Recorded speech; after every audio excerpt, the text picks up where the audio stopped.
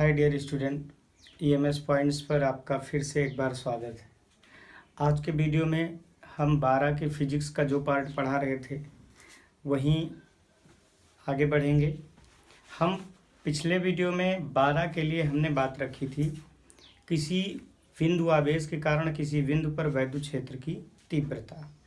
ये पूरा एपिसोड हमने ख़त्म किया था। इसमें तीव्रता का पूरा डेरिवेशन हुआ था। आज जो भी पॉइंट स्टार्ट होने जा रहा है इस पॉइंट का लगभग 4-5 डेरिवेशन आता है और एक टिप्पणी आती है, 1-2 टिप्पणी आती है।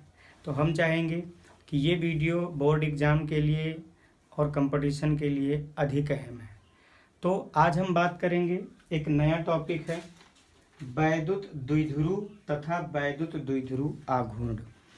बड़ा ही इम्पोर्टेंट है। क्या है? वैद्युत द्विध्रुव तथा वैद्युत द्विध्रुव आघूर्ण बहुत ही इम्पोर्टेंट है। सबसे पहले ये और उसके बाद ये। वैद्युत द्विध्रुव होता क्या है पहले आप सुनिएगा, फिर हम आपको नोट्स बताएंगे।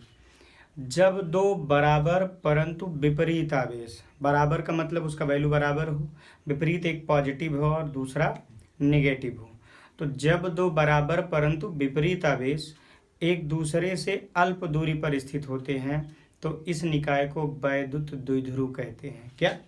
ध्यान से सुनना। जब दो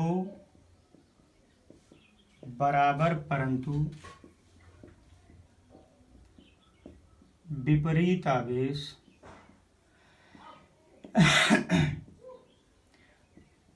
एक दूसरे से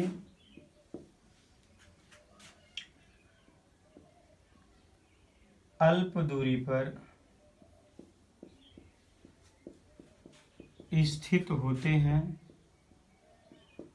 स्थित होते हैं तो इस निकाय को वैद्युत द्विध्रुव कहते हैं। वैद्युत द्विध्रुव कहते हैं मतलब दो बिंदु आवेश हों, बराबर हों परंतु विपरीत हों और एक दूसरे से अल्प दूरी पर स्थित हों तो इस पूरे निकाय को हम वैद्युत द्विध्रुव कहते हैं। एक कंडीशन और है, इनमें से किसी एक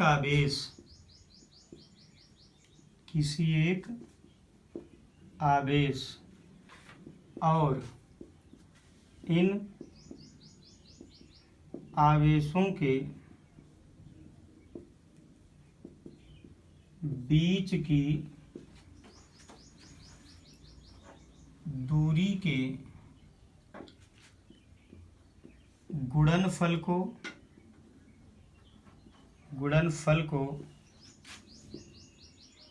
वैद्युत द्विध्रुव आघूर्ण कहते हैं। इम्पोर्टेंट है, ये अक्सर पूछा जाता है। कहते हैं इसे P से प्रदर्शित करते हैं।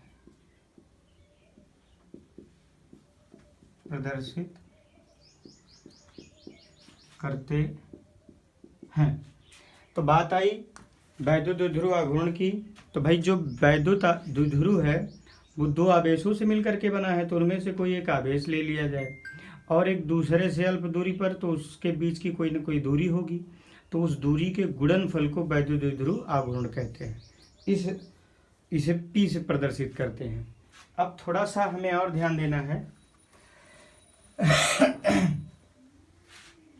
जो लाइन मैं अब लिखाने जा रहा हूँ ये लगभग 5-6 बार डेरिवेशन में आएगी। क्या? ध्यान से देखना। माना कोई वैद्युत द्विध्रुव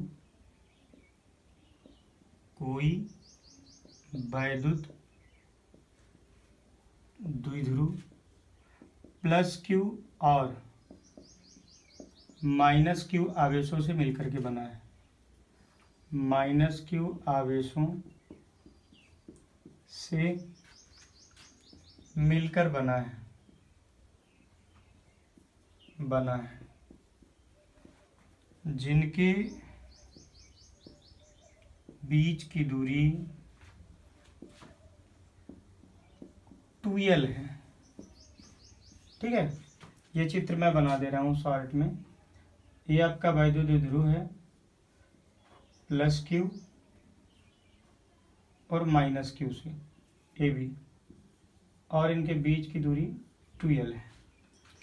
तो द्विध्रुव आघूर्ण अगर निकालना हो, वैद्युत द्विध्रुव आघूर्ण दूरी 2l है, तो वैद्युत द्विध्रुव आघूर्ण P बराबर कोई एक आवेश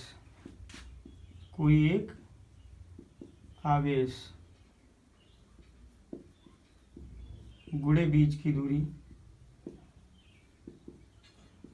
तो कोई एक आवेश मतलब क्यों ले लिया जाए, प्लस माइनस से यहाँ कोई मतलब नहीं, गुणे 2l बीच की दूरी है, तो P इक्वल टू 2ql, ये इसका हो गया। इसको नोट करिए, बहुत इंपॉर्टेंट है, अक्सर पूछा जाता है। अब मैं तो पॉइंट और नोट कराऊंगा।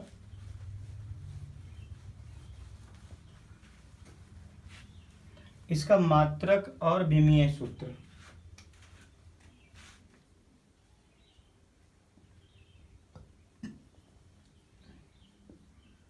वैद्युत द्विध्रुव का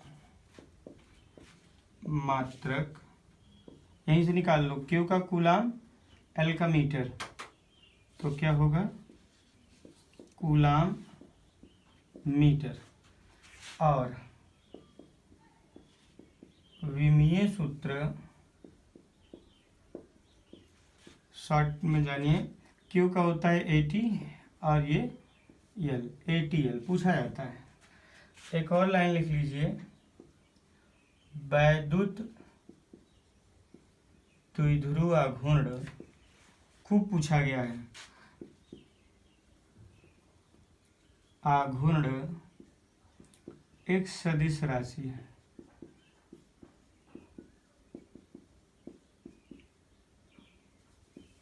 सदिश राशि है, ये IMP है लाइन। तो इस तरह से हमने वैद्युत द्विध्रुव और वैद्युत द्विध्रुव आघूर्ण को 100% परफॉर्मेंस दे दिया। इसके बाहर कुछ नहीं आना है। और जल्दी से इसके संबंध में एक और हेडिंग डालना है जो कि अक्सर पूछा जाता है, वैद्युत द्विध्रुव के कारण उत्पन्न वैद्युत क्षेत्र की तीव्रता। इसको मैं मिटा रहा हूँ। और अब आएगा जो डेरिवेशन, वो बड़ा है, अच्छा है और क्रांतिकारी है, मतलब बोर्ड में ज़्यादा आता है। क्या? वैद्युत द्विध्रुव के कारण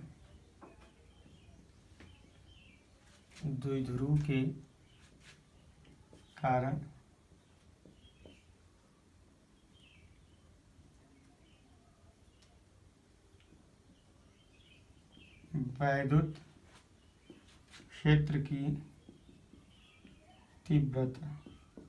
तो थोड़ा सा ध्यान देना है, इसमें दो बिंदु आते हैं, एक आता है अक्षीय स्थिति में और एक आता है निरक्षीय स्थिति में। अक्षीय स्थिति में हम कैसे तैयार करेंगे और निरक्षीय कैसे तैयार करेंगे, इस पर थोड़ी सी बारीकी अगर आप समझ जाओगे तो आ जाएगा। जिनको पहला डेरिवेशन किसी बिंदु आवेश के कारण किसी बिंदु पर वैद्युत क्षेत्र की तीव्रता पढ़ा होगा तो यहाँ वो बहुत मदद करेगा, पहली चीज़। दूसरी, आपको दो लाइन मैंने बोला था, ये लाइन अक्सर कॉमन मिलेगी कि कोई वैद्युत द्विध्रुव है जो प्लस क्यू आवेशों से माइनस क्यू आवेशों से मिलकर के बना है, जिनके बीच की दूरी 2l है। ये कम्प्लीटली लाइन आपको 3-4 डेरिवेशन में डालना ही डालना। अक्षीय स्थिति का मतलब क्या है, निरक्षीय स्थिति का मतलब क्या है, मैं अभी बता दे रहा हूँ आपको। पहले एक चित्र बनाएंगे, समझाएंगे, फिर हम आगे बात करेंगे, वो लिखाएंगे भी। चित्र यहाँ किनारे रखते हैं। माना कोई वैद्युत द्विध्रुव ए बी है, ये देखिए, ये कोई वैद्युत द्विध्रुव ए बी है।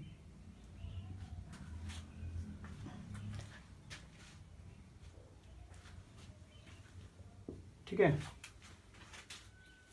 हाँ ठीक है, ये कोई वैद्युत द्विध्रुव ए बी है, ए बी, जो कि प्लस क्यू माइनस क्यू आवेशों से मिलकर के बना है, जिनके बीच की दूरी 2l है। ओके, यहाँ तक आप बोल सकते हो। फिर द्विध्रुव के केंद्र O से, ये सेंटर पॉइंट मान लो, O से स्मॉल r दूरी पर ये अक्षीय है, अक्षीय स्थिति में कोई बिंदु P है, जहाँ पर हमको वैद्युत क्षेत्र की तीव्रता कैपिटल E की वैल्यू निकालनी है। अब मैंने जो कुछ भी बोला, दिख रहा है, हाँ दिख, जो कुछ भी मैंने बोला वही चीज़ें आपको लिखनी है, रिपीट। क्या माना कोई वैद्युत द्विध्रुव ए बी प्लस क्यू और माइनस क्यू आवेशों से मिलकर बना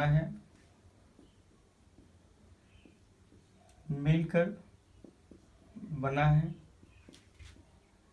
जिनके बीच की दूरी 2l है। ठीक है, फिर लिखेंगे द्विध्रुव के केंद्र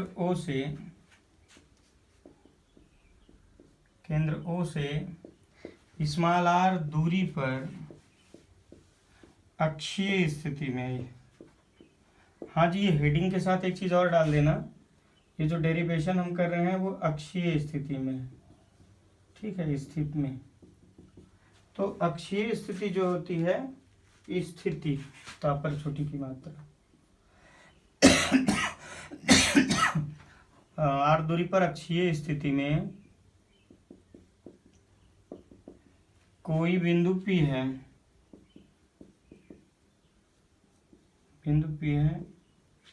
जहां पर वैद्युत क्षेत्र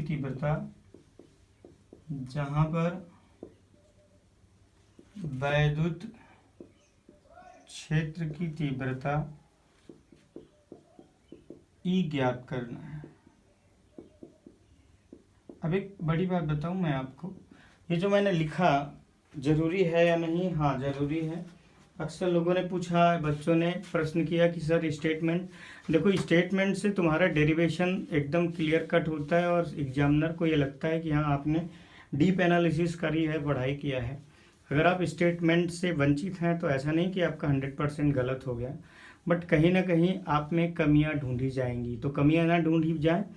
और ये स्टेटमेंट आप इसी फिगर से बना रहे हो, आप कहीं और रटना नहीं है। ये फिगर आपको बोल रहा है क्या कि माना कोई वैद्युत द्विध्रुव A B plus Q minus Q आवेशों से मिलकर के बना है, जिनके बीच की दूरी 2l है। द्विध्रुव के केंद्र O से स्मॉल r दूरी पर अक्षीय स्थिति में कोई बिंदु P है, जहां वैद्युत क्षेत्र की तीव्रता E ज्ञात करना है। तो काम क्या करना है, एक बार हम ज्ञात करेंगे प्लस क्यू के कारण, एक बार माइनस क्यू के कारण। लेकिन प्लस माइनस है तो जब इसका परिणामी निकालेंगे तो दोनों का सब्ट्रैक्शन हो जाएगा, घट करके जो मिलेगा। तो चलिए बात करते हैं हम। सबसे पहले ये जान लीजिए, अगर ये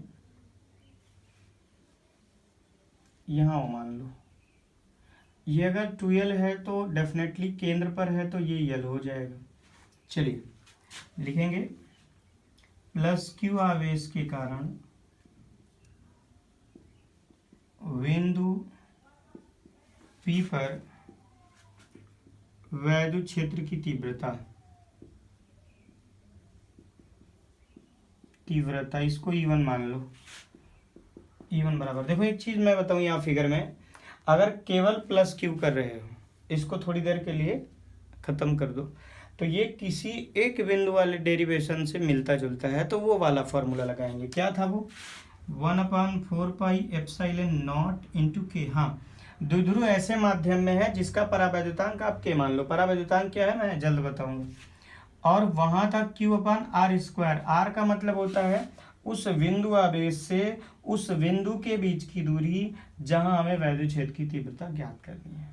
तो डेफिनेटली Q तो ऑलरेडी है, बट बीच की दूरी यहाँ से यहाँ की नहीं है। अब क्या करेंगे, तो देखो ध्यान से, यहाँ से यहाँ तक की दूरी R है और यहाँ से यहाँ तक की दूरी L है।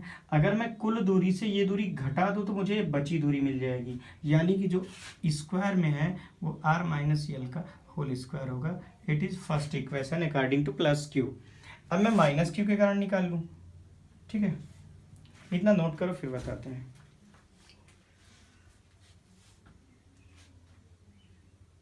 माइनस Q के कारण, चलिए पूरा मिटा दे रहे हैं क्योंकि बहुत ही आसान भाषा का प्रयोग किया गया है। इतना दावा है कि आप अगर बोर्ड में इसको लिख देंगे तो बहुत अच्छे से समझ में आएगा। एक बार माइनस के कारण चलते हैं। माइनस Q आवेश के कारण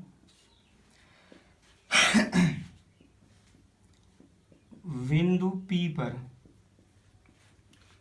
वैद्युत क्षेत्र की तीव्रता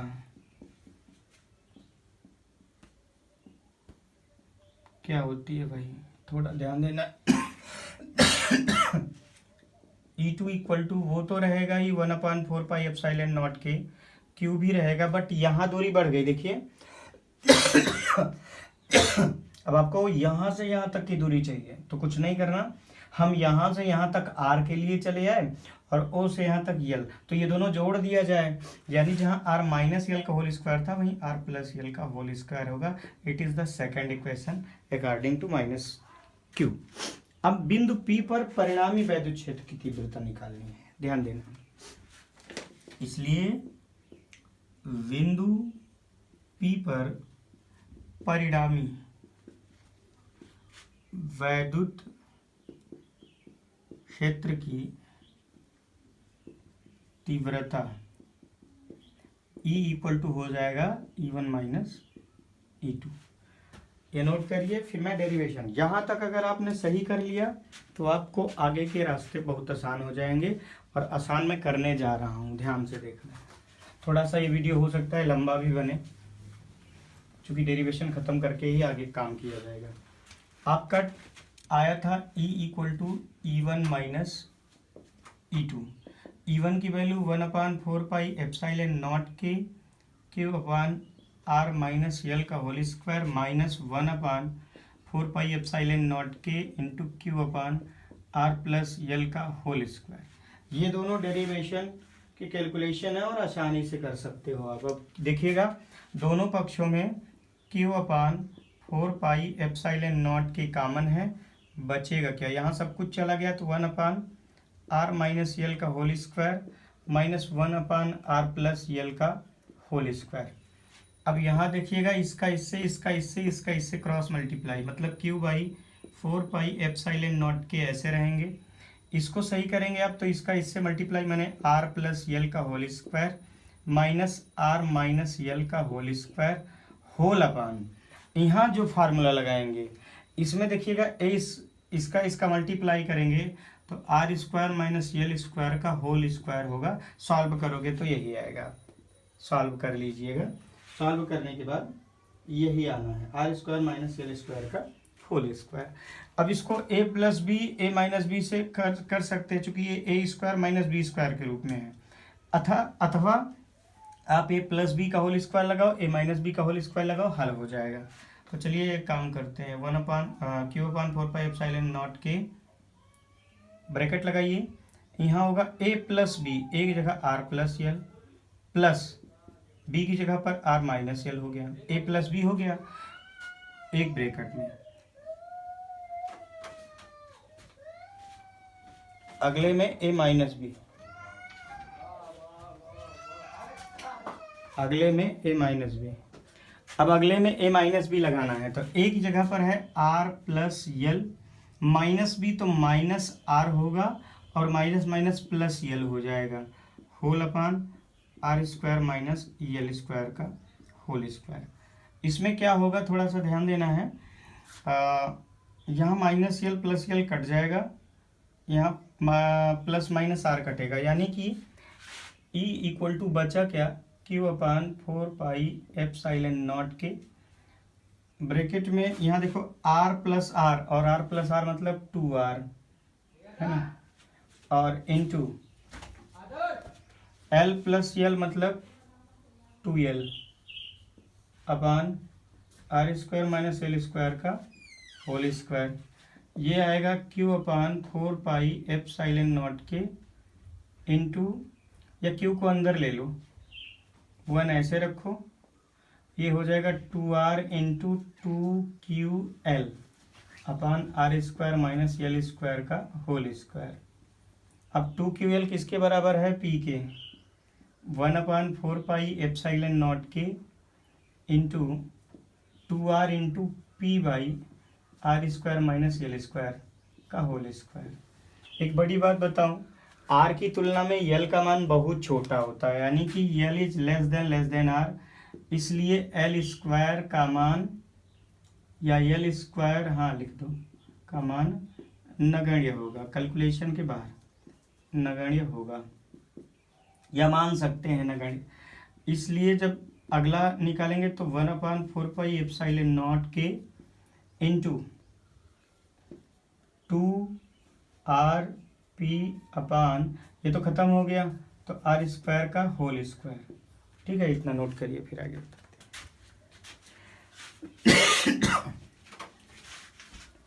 अगला पॉइंट, बस 2 मिनट का और बचा है। ई इक्वल टू 1 अपान 4πε0 के इंटू 2pr अपान r की पावर 4, यानी ई इक्वल टू 1 अपान 4πε0 के, और r से एक r कैंसिल, मैंने 2p अपान r क्यूब, यही इसका डेरिवेशन है, नोट कर लीजिए। और ई का होता है एफ अपान क्यू नॉट, मतलब न्यूटन प्रति कूलाम, न्यूटन प्रति कूलाम। ठीक है, अगर मान लीजिए यह द्विध्रुव, ऐसे ये भी जान लीजिए, यह द्विध्रुव निर्वात या वायु में है, निर्वात या वायु में है, तो k की वैल्यू 1 होती है, इसलिए E इक्वल टू हो जाएगा 1 अपान 4πε0 के खत्म 2p अपान r क्यूब। तो ये था आज का बहुत ही महत्वपूर्ण इंटरमीडिएट के लिए। मैं नेक्स्ट टाइम इससे भी ज़्यादा महत्वपूर्ण निरक्षीय स्थिति में लेकर के आऊँगा। अगर आप चैनल पर नए हैं तो सब्सक्राइब करके पूरी मदद करिए, कमेंट करिए, और अगर आप कंपटीशन में भी पढ़ना चाहते हैं तो यहाँ से कुछ ना कुछ ज़रूर आता है। पूरी उम्मीद है कि मैंने अच्छा वीडियो बनाया और आपको समझ में आएगा। फिर मिलते हैं, तब तक के लिए जय हिंद।